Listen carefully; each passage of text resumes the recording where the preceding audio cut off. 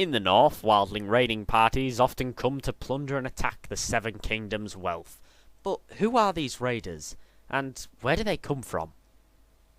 Well, to start off with, the free folk live north of the wall. This is a perpetual icy plain with little vegetation or resources. This has made the clans who live beyond the wall into hardened warriors. Well, to start with, I'll talk about why the wildlings live beyond the wall. As we know, Westeros was originally inhabited by the first men, which were these clans of people who lived amongst the children of the forest.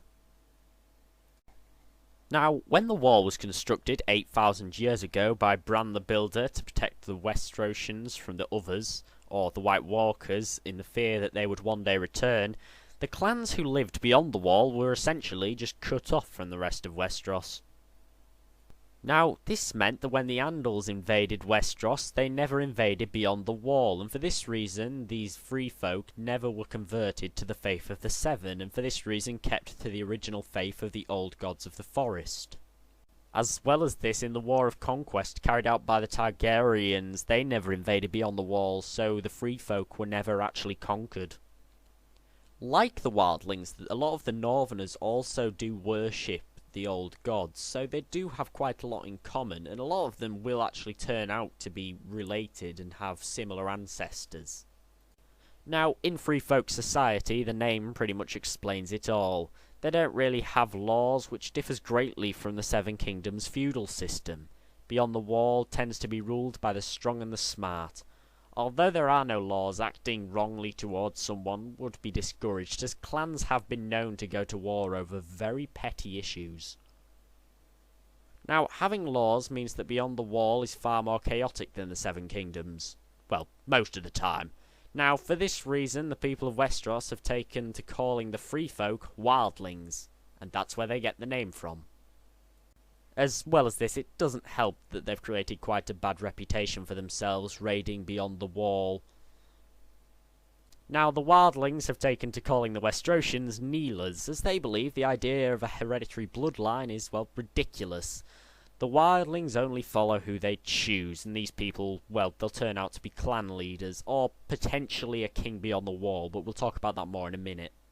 There are an estimated 90 clans of free folk, and they all vary in many different ways. Now, I'm obviously not going to go through all of them, as, well, I don't have time for that, but these slight differences make them all really unique and quite interesting. For example, wildlings from the frozen shore ride huge dog sleds into battle, and others, like the Fens, pride themselves on combat and eat the corpses of their defeated enemies. Yeah, you know, the bald guys from the show. Unfortunately, all these tiny differences between the clans make it almost impossible for them to assemble, which means that they never really pose a threat towards the rest of Westeros. Until the events of Game of Thrones, right?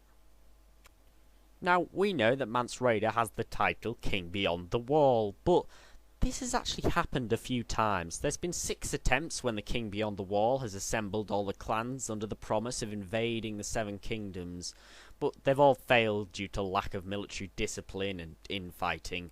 For these reasons, only a small amount of raiding parties ever really get beyond the wall, but they tend to be killed or captured before they cause any real significant damage. The free folk really are quite interesting, but the people of the Seven Kingdoms really do underestimate them.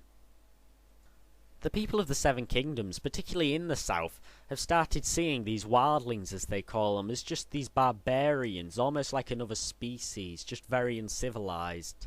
And this has also made them buy into this idea that the wall is there to protect them from these wildlings. And, you know, not the White Walkers, which is why the wall was built in the first place. This is due to how, well, since the White Walkers haven't been recorded for such a long time, nearly 8,000 years, people have just started regarding it as a myth, a story to scare children. But, well...